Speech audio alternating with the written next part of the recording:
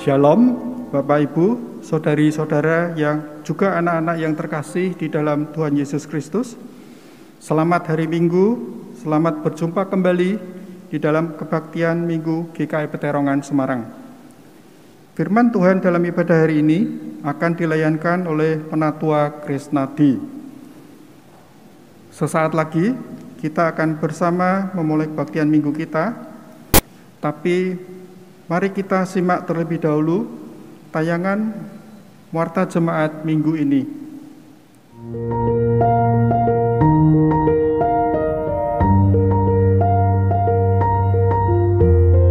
Mari ikuti bersama Bible Fest 2021 seri Faith dengan tema Taise dan Doa Kontemplatif pada hari Selasa 20 April 2021 pukul 18.30 sampai selesai. Dengan pembicara Bruder Francesco dari komunitas Taise Prancis. Masih di rumah saja, melalui aplikasi Zoom, melalui live streaming di kanal YouTube GKI Peterongan, juga melalui audio streaming di radio.gkipeterongan.org. Bukan basa-basi, kembali hadir dengan tema menarik, Zero Waste Lifestyle, disiarkan langsung pada hari Kamis 22 April 2021 pukul 18.30 sampai 19.30 melalui kanal YouTube GKI Peterongan. Bertepatan dengan Hari Bumi, kita akan membahas mengenai gaya hidup minim sampah, terutama di masa pandemi seperti ini. Bersama Pendeta Yolanda Pantau, Pendeta Jemaat GKI Surya Utama dan co-founder Zero Waste Nusantara, dan Mas Ageng Satrio, aktivis GKI Peterongan, dengan pemandu acara Pendeta Helen Aramada Setio Putri.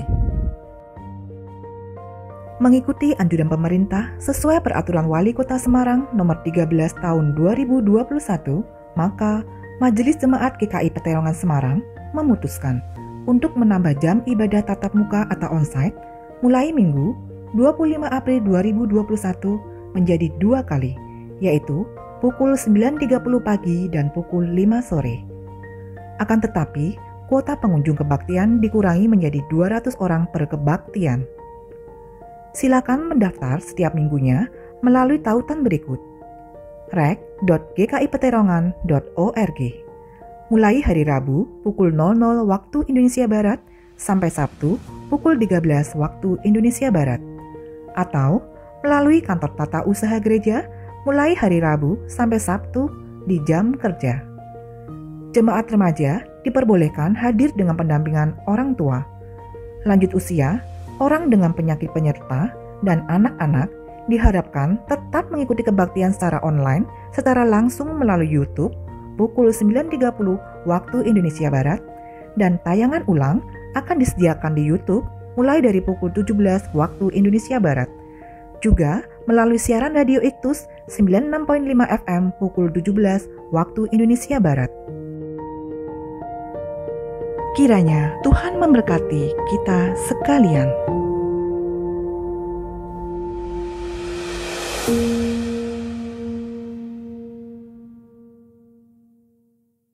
Demikian Warta Jemaat Minggu ini. Kini saya mengajak setiap kita untuk mengambil waktu teduh sejenak sebelum kita memasuki ibadah kita hari ini.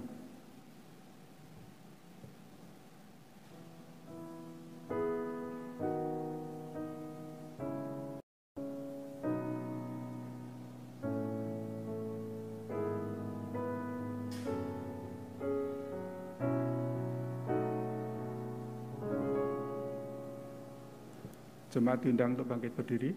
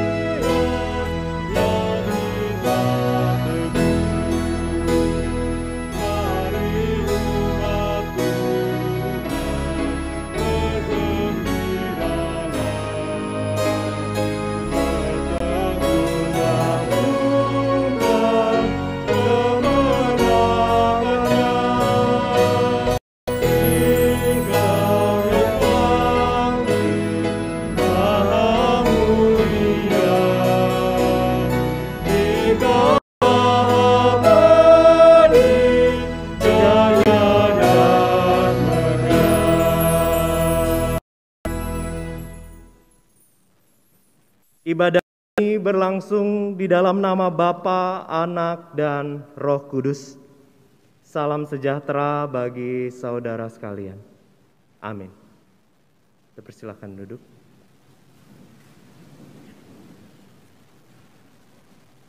Selamat pagi Bapak Ibu Saudara yang terkasih dalam Tuhan Yesus Kristus. Hari ini kita memasuki Minggu Paskah ketiga. Dan masih dalam tuntunan tema besar Minggu-Minggu Paskah hingga Pentakosta nanti, yaitu spiritualitas zaman baru. Kita hari ini diajak untuk kembali merenungkan peristiwa-peristiwa di seputar kebangkitan Yesus sambil merefleksikan tema minggu kita, kenal maka tak sayang. Sebagai umat percaya seharusnya kita mengenal betul siapa Tuhan yang kita sembah. Dan lebih jauh lagi kita jadi mengasihi Allah. Tetapi marilah saat ini kita datang menghadap Tuhan dengan sebuah kejujuran dan pengakuan akan keberdosaan kita. Karena sikap dan perilaku kita menyatakan bahwa kita lebih akrab dengan dosa dan mengasihi kedagingan kita. Karena itu mari kita berdoa. Bapa, Engkau mengenal kami. Meski topeng kepura-puraan berhasil mengecoh sesama kami, tetapi Engkau tahu betul siapa kami. Seringkali kamilah yang tidak mengenal Engkau, dengan terus-menerus bersikap sombong dan tidak tahu diri di hadapan-Mu. Ampuni kami, karena kami mengira bahwa kami juga dapat mengelabuhi Engkau. Bapa, Engkau mengasihi kami. Meski seringkali menolak kasih-Mu itu dengan terus-menerus merasa tidak dikasihi. Ampunilah kami, ya Bapa, karena kasih kami padamu seringkali hanya sebatas di mulut dan tidak nyata dalam sikap dan perilaku kami. Kasihanilah kami dan tolonglah kami. Dan kami bawa pengakuan dan sesal kami ini ke hadapan-Mu. Di dalam nama Tuhan Yesus kami berdoa. Amin. Mari kita bangkit berdiri. Dengarlah kabar baik akan anugerah Tuhan yang dicurahkan bagi setiap kita yang berdosa, seperti yang tercermin dalam Filipi 3 ayatnya yang ke-10 sampai ke-11 yang berbunyi demikian. Yang kukehendaki ialah mengenal Dia dan kuasa kebangkitannya dan persekutuan dalam penderitaannya, di mana aku menjadi serupa dengan Dia dalam kematiannya, supaya aku akhirnya beroleh kebangkitan dari antara orang mati. Syukur pada Allah bahwa di dalam Kristus kita semua telah diampuni. Pujilah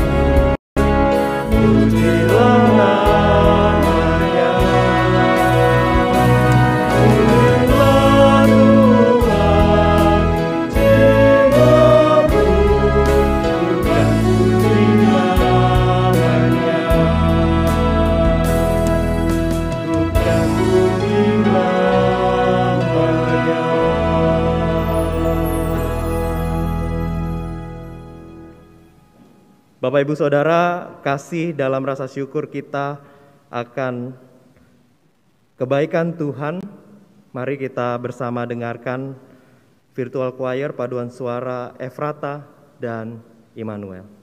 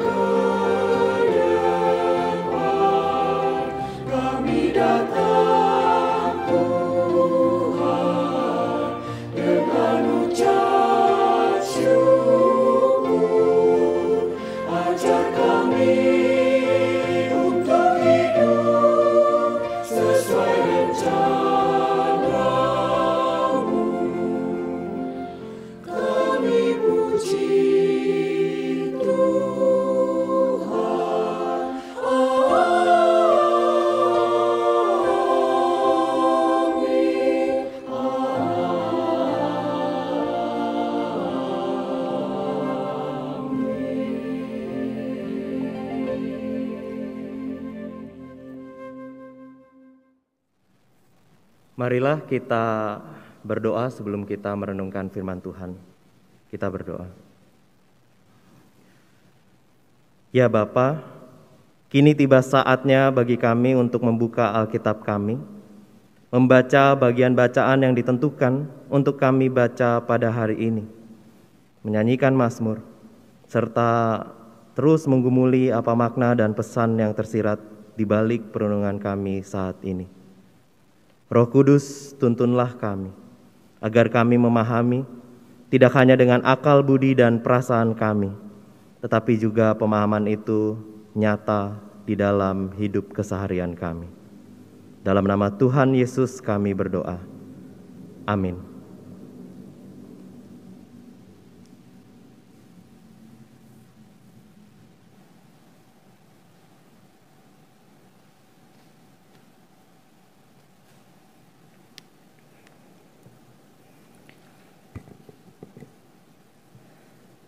Jemaat yang dikasihi Yesus Kristus, bacaan pertama diambil dari Yohanes 20 ayat 1 sampai 10.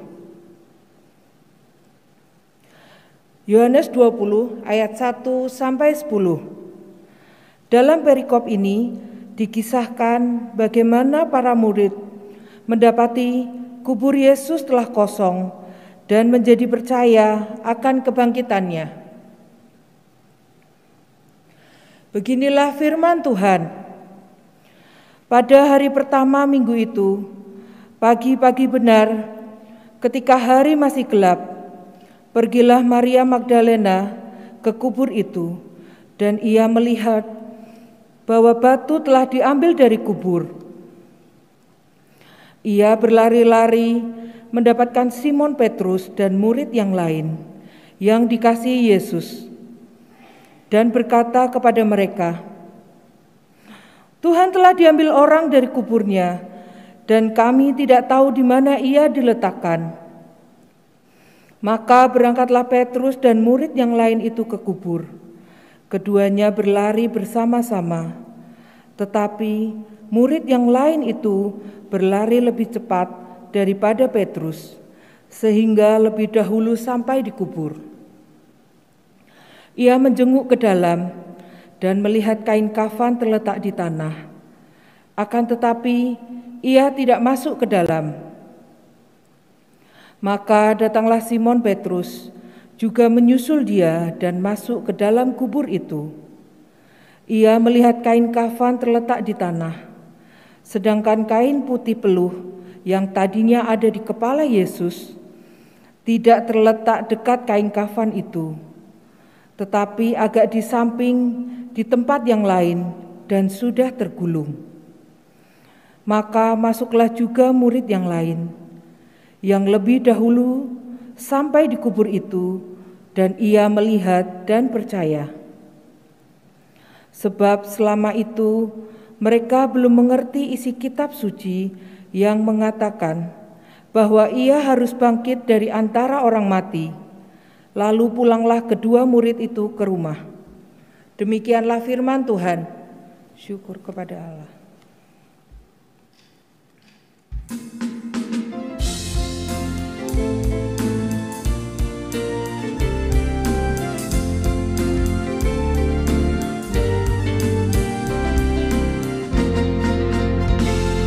Bersyukurlah pada Tuhan karena Ia baik, bahwasannya untuk selamanya kasih setianya. Bersyukurlah pada Tuhan karena Ia baik, bahwasannya untuk selamanya kasih setianya. Bersyukurlah pada Tuhan karena Ia baik, bahwasannya untuk selamanya kasih setianya. Bersyukurlah pada Tuhan karena Ia baik, bahwasannya untuk selamanya kasih setianya. Tuhan itu kekuatanku dan mazmurku, Ia sungguh telah menjadi keselamatanku. Sorak-sorai kemenangan sudah menggema dari kemah orang benar.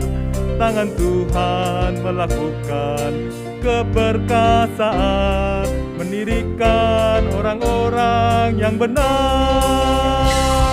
Bersyukurlah pada Tuhan karena Ia baik, bahwasannya untuk selamanya kasih setianya. Bersyukurlah pada Tuhan karena Ia baik, bahwasannya untuk selamanya kasih setianya.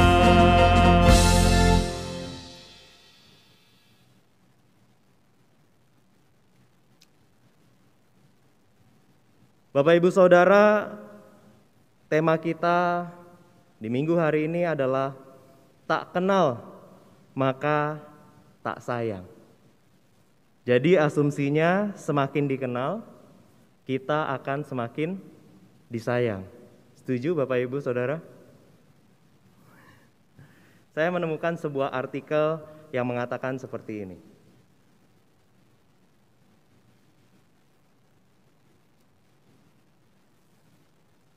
At the start of relationship, we want to know more, but in the knowing more is the loving or the living. Jadi ketika kita mulai membangun relasi dengan seorang yang lain, biasanya kita ingin lebih mengenal seorang itu. Tetapi ketika kita mulai makin kenal, makin akrab, kita jadi makin tahu banyak hal tentang orang itu. Lalu kemudian diperhadapkan pada kita sebuah pilihan. Apakah kita jadi makin sayang dengan orang itu, atau kita malah ingin menjauhi dan meninggalkan orang itu? Kenapa? Karena akhirnya kita tahu jelek-jeleknya orang itu. Tahu kebiasaannya, tahu banyak hal yang selama ini yang tidak pernah ia tunjukkan di muka umum. Nah, Bapak Ibu Saudara, jadi tak kenal, tak sayang. Sebenarnya tidak menjamin ketika kita makin kenal dengan seseorang, kita jadi makin sayang dengan orang itu. Tetapi peribahasa ini mau mengatakan demikian, Bapak Ibu. Minimal dengan mengenal seseorang, terbukalah kesempatan untuk kita bisa mengasihi orang itu juga. Karena sulit sekali sebenarnya, meski bisa saja terjadi, seseorang mengasihi orang yang lain yang mungkin ia tidak kenal.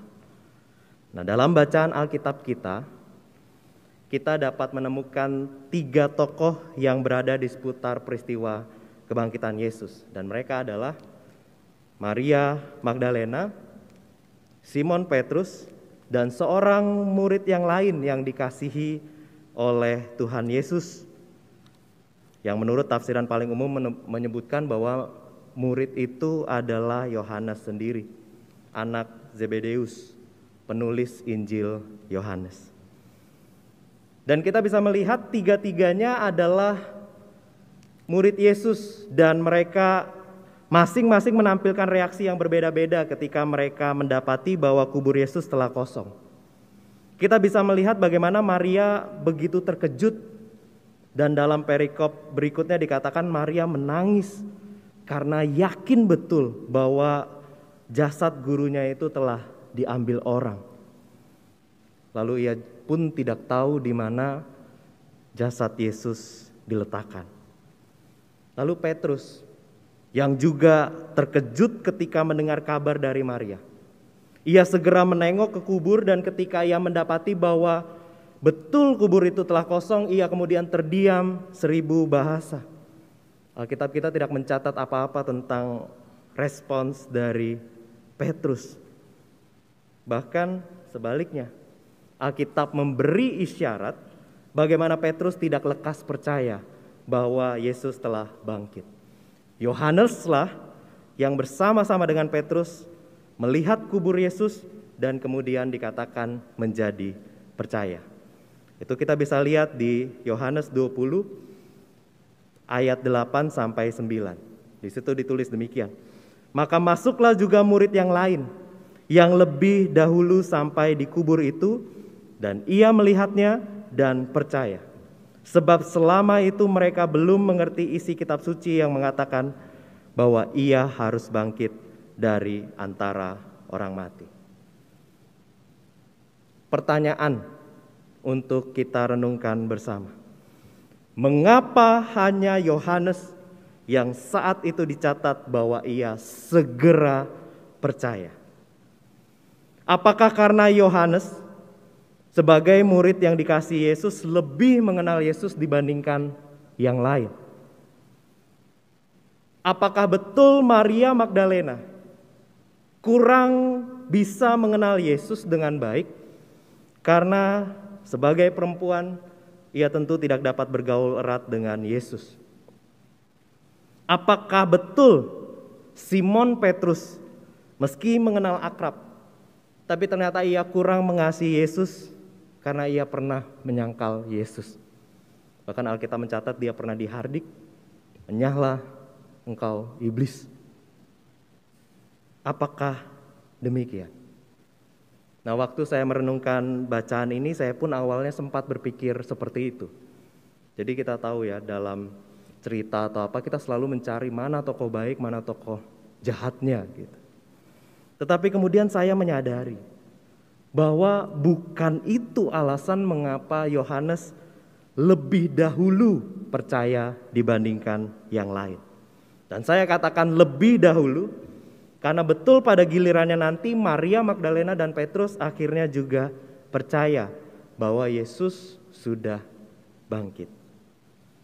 Nah, kita bisa melihat kembali Alkitab kita Bapak Ibu bagaimana ketiganya, Maria, Petrus dan Yohanes, mereka sama-sama kenal betul siapa itu Yesus. Dan mereka sama-sama memiliki kasih yang begitu besar kepada Yesus, tidak terbantahkan. Alkitab mencatat dengan jelas ekspresi kasih mereka yang meskipun berbeda-beda, tapi sebenarnya sama besarnya. Coba kita lihat, Maria Magdalena, apakah kurang kasihnya pada Yesus? Pagi-pagi benar ketika hari masih gelap, ia sudah beranjak ke kubur Yesus. Lalu ketika ia mendapati kubur itu kosong, apa yang ia lakukan? Segera berlari-lari mendapati Petrus dan Yohanes. Sudah pagi-pagi jogging dari kuburan ke rumah. Sesuatu yang membutuhkan pengorbanan yang besar. Lalu Petrus dan Yohanes, mereka pun berlari-lari ke kubur. Yohanes yang sampai duluan di kubur Yesus kemudian dikatakan ia tidak berani masuk ke dalam. Karena apa? Kita bisa membayangkan, ia melihat ada kain kapan yang tergeletak di tanah, yang harusnya itu menyelimuti tubuh Yesus. Dan melihat kain kapan itu, ia tidak berani melangkah lebih jauh. Kemungkinan besar ia tidak tega. Kalau ia masuk, ia melihat kembali jasad Yesus yang sudah babak belur itu terpampang jelas di hadapannya. Petrus kemudian yang menyusul, ia seperti biasa, begitu bersemangat, begitu antusias, lekas masuk, berusaha memastikan apakah betul jasad Yesus diambil orang. Bapak Ibu Saudara, ini yang kita temukan. Tiga-tiganya mengenal Yesus dengan baik.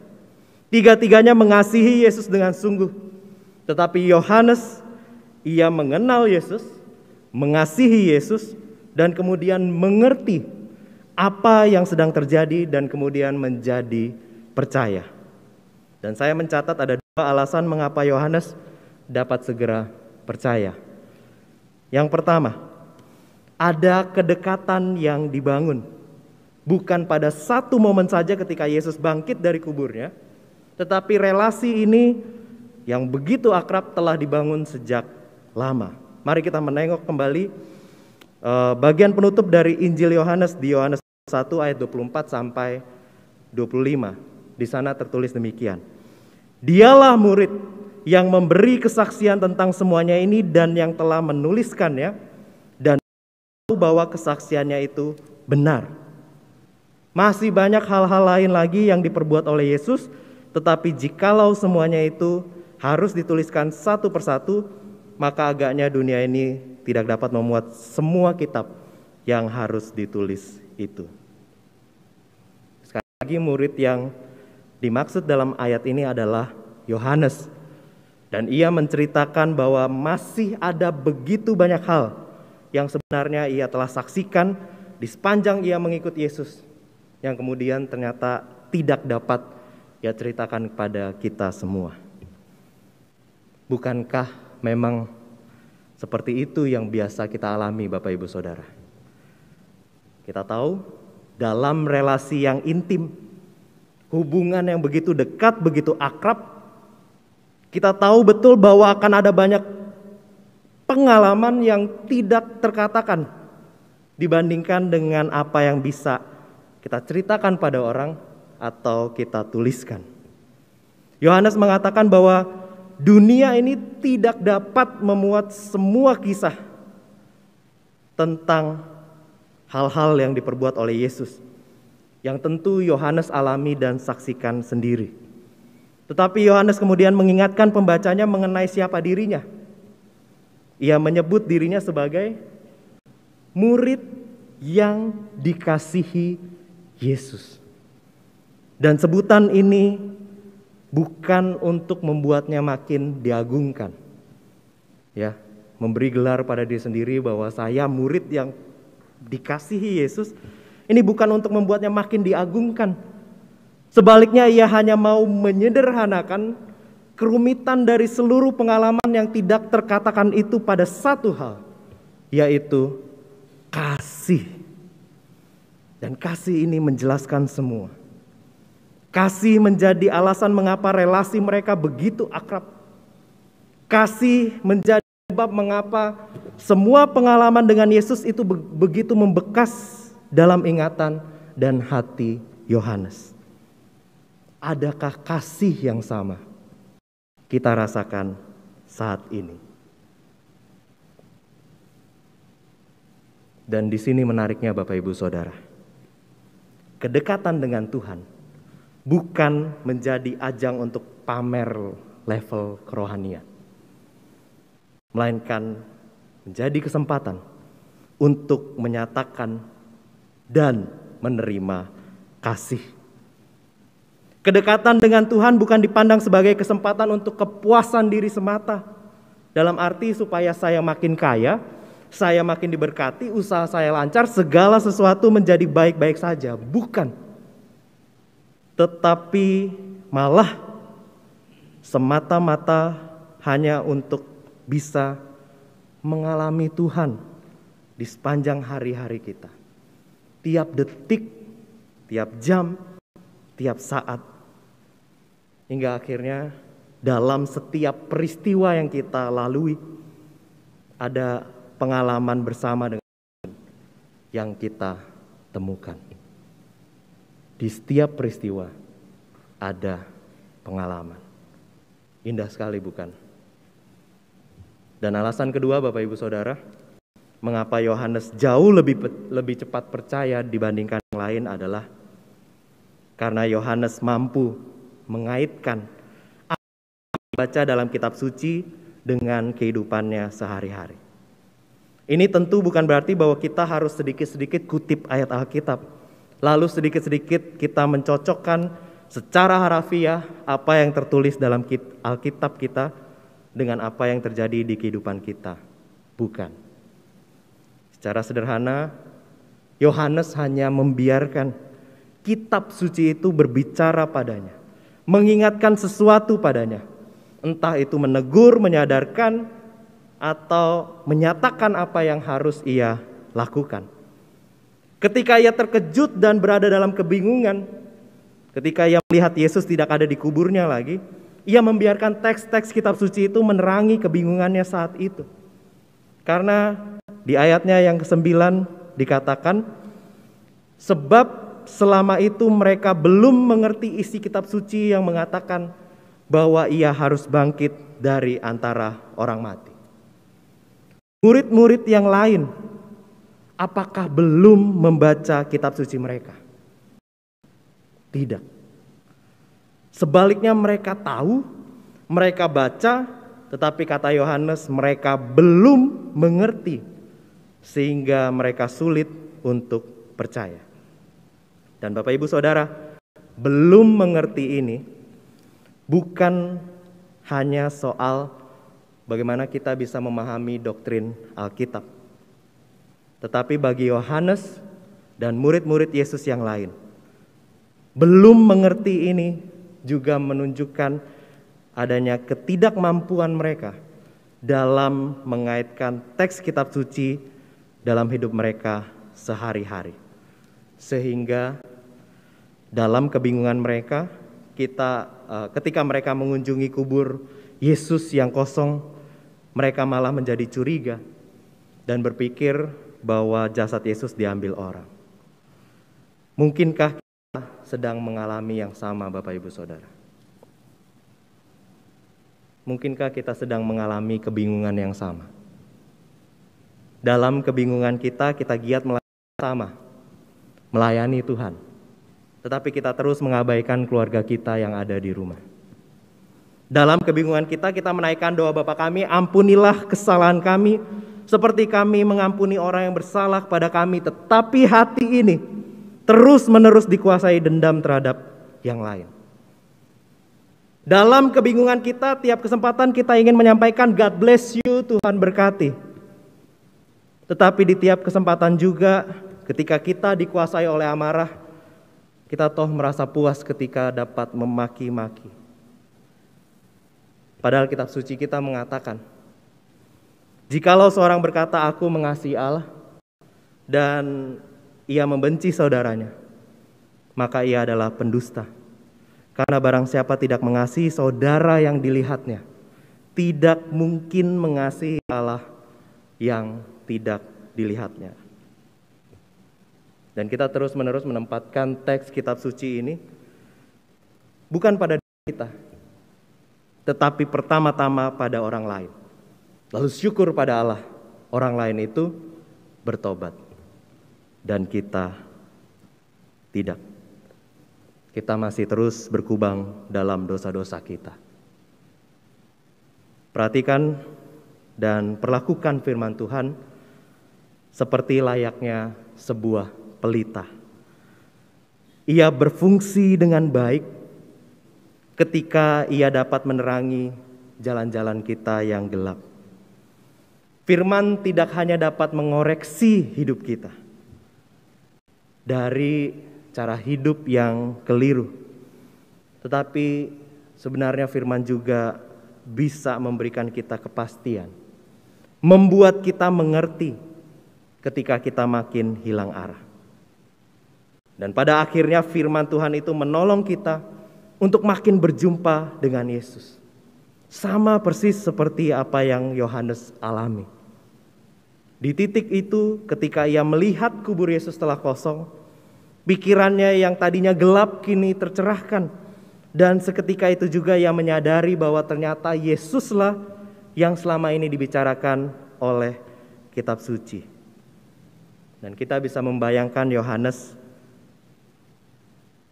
setelah melihat kubur Yesus yang kosong, ayat yang ke-10 mengatakan, lalu pulanglah kedua murid itu ke rumah.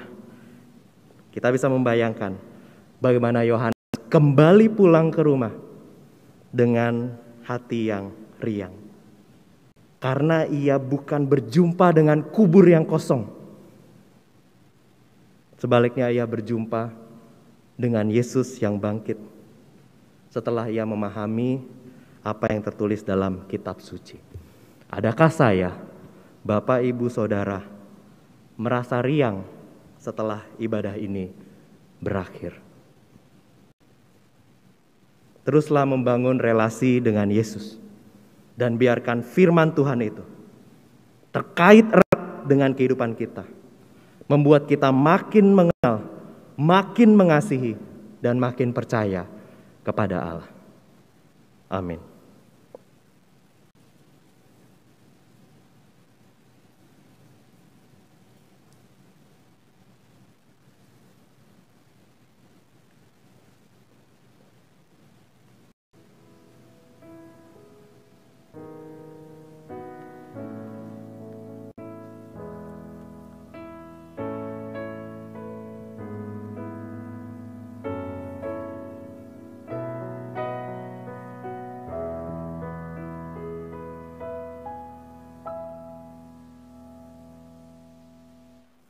Marilah kita bersama dengan umat Allah di masa lalu, masa kini, dan masa depan, mengingat pengakuan pada baptisan kita menurut pengakuan Imam Rasuli yang berbunyi demikian.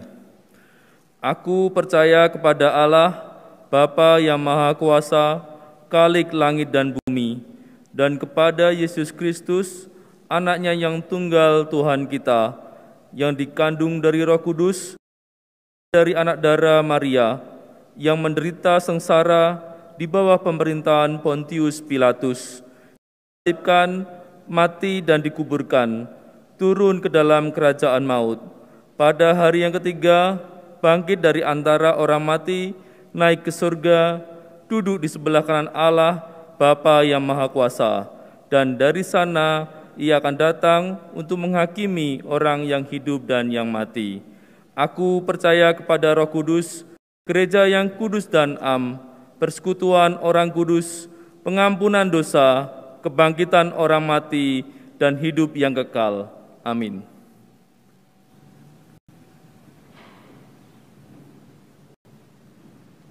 Marilah kita bersama menaikkan doa syafaat kita, dan kita akan mengakhirinya dengan mengucapkan doa Bapa kami secara bersama-sama. Mari kita berdoa.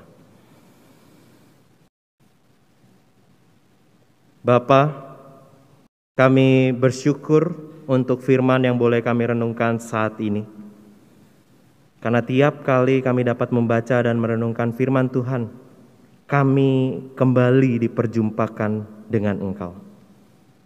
Bahkan melalui keseluruhan liturgi yang kami jalani hari ini, baik secara online maupun on-site, kami dimampukan dan dilayakkan untuk hadir beribadah di hadapan Tuhan. Tolonglah kami untuk makin mengenal dan mengasihi Tuhan, agar tiap kali kami pun beroleh pengertian yang juga terus meneguhkan iman percaya kami kepada Tuhan. Saat ini kami juga memohon kepadamu ya Bapa, agar Engkau memberkati saudari-saudara kami yang kami tahu dan kami ingat betapa mereka tengah bergumul dengan berbagai persoalan dan beban kehidupan. Kami mau menyebutkan nama-nama mereka dalam hati kami saat ini. Ya Bapa, kasihanilah mereka. Mampukan dan tolonglah mereka, seperti Engkau pun senantiasa menolong dan memampukan kami. Kami juga teringat dengan pergumulan banyak orang di tengah pandemi. Bapa, tolonglah kami, supaya pandemi yang sudah banyak membawa kesusahan di sana-sini tidak kemudian terus-menerus membuat kami kebingungan tentang apa yang harus kami lakukan. Kalau boleh kami mohon biarlah pandemi ini segera berlalu.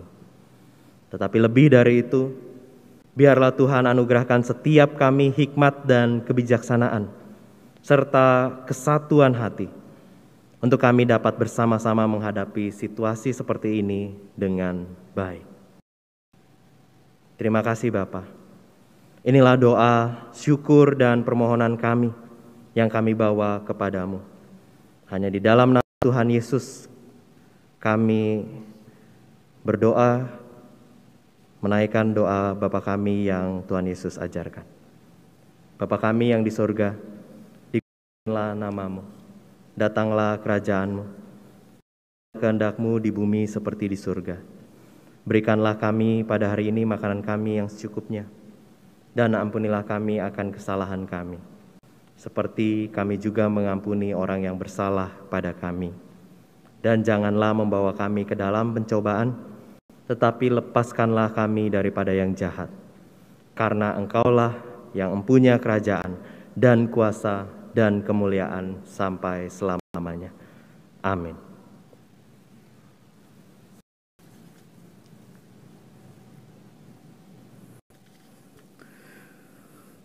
Kini kita bersama diajak untuk menyatakan syukur kita pada Tuhan melalui persembahan.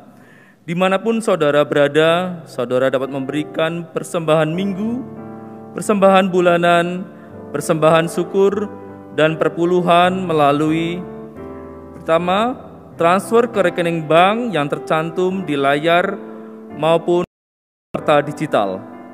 Yang kedua, scan QRIS menggunakan aplikasi layanan keuangan digital yang ada.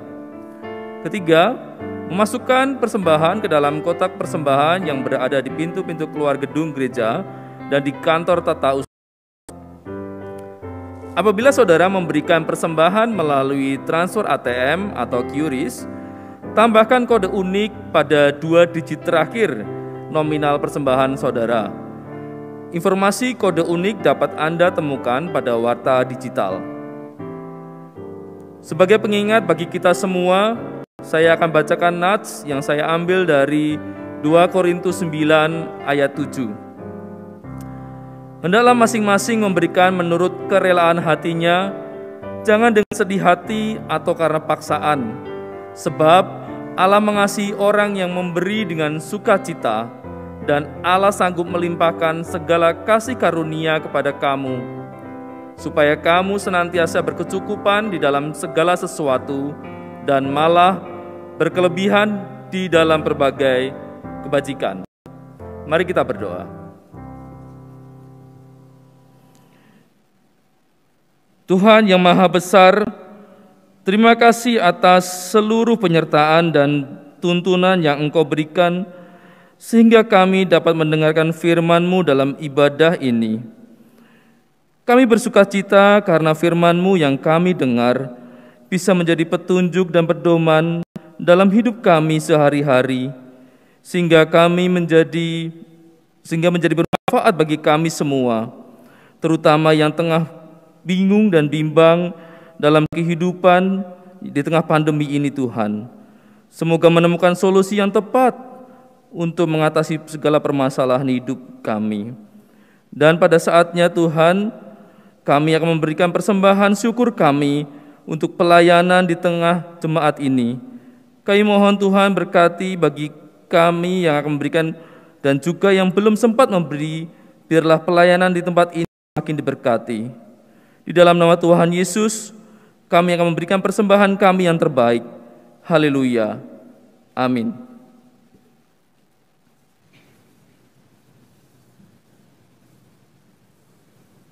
Bapak Ibu Saudara, sebelum kita mengakhiri ibadah ini, perlu saya sampaikan protokol kesehatan. Setelah berkat, saya bersama rekan-rekan penatua akan keluar melalui pintu di belakang salib. Dan ini juga akan menjadi kebiasaan kita pada ibadah tatap muka di tiap minggunya, mulai dari minggu yang lalu sebenarnya. Jadi izinkan saya saat ini menyampaikan salam. Selamat hari Minggu, sampai berjumpa lagi dalam ibadah di minggu depan. Karena itu marilah kita berdiri. Kini telah tiba saatnya bagi kita untuk diutus segera kembali masuk dalam hidup keseharian kita. Teruslah jalani hidup dalam relasi yang akrab bersama dengan Tuhan. Biarkan itu tercermin dalam relasi penuh kasih kita dengan sesama. Dan semua itu kita kerjakan dalam tuntunan firman Tuhan yang menjadi terang bagi jalan kehidupan kita.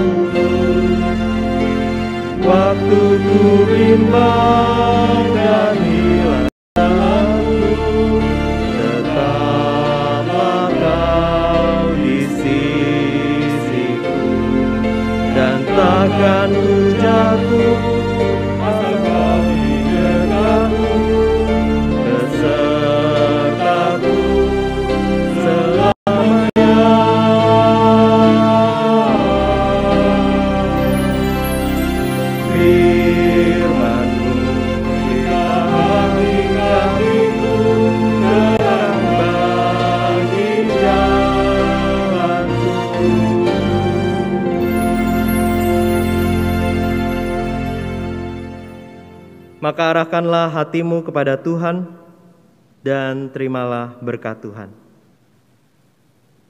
Kiranya Tuhan memeluk kita dalam cinta kasih-Nya. Ia memenuhi kita dengan damai sejahtera dan memimpin kita dalam pengharapan. Karena berkat dari Allah Trinitas, Bapa, Anak, dan Roh Kudus ada di tengah-tengah kita, beserta dengan kita, dulu, kini, dan sampai selama-lamanya. Amin.